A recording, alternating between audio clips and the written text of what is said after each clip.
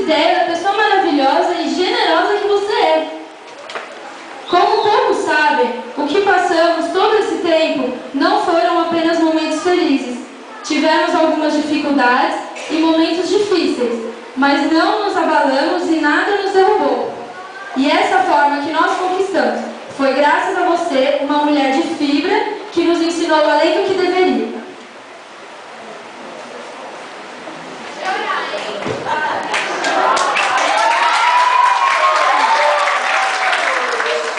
Nos ensinou a deixar para trás tudo aquilo que não vale a pena e levar momentos bons. Cleide, você é um mistério.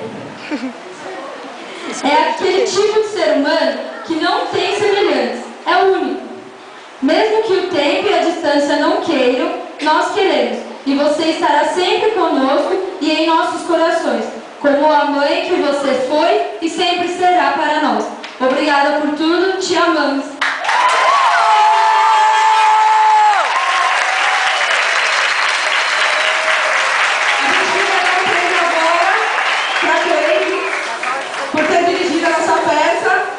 Então, em primeiro lugar, para a melhor diretora, Cleide.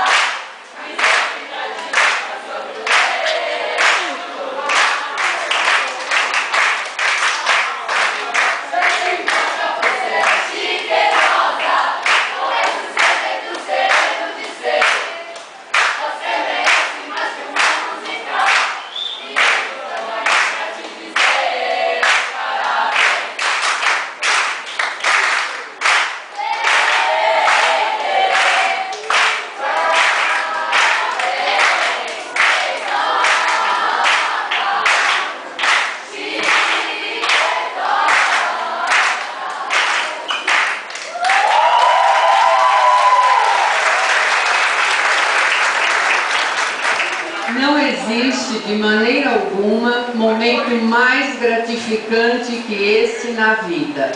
Todo o esforço desse pessoal, trabalhou muitíssimo, muitíssimo, é extremamente dedicado e todos nós só queremos que para vocês só haja sucesso. Parabéns para vocês. Obrigada.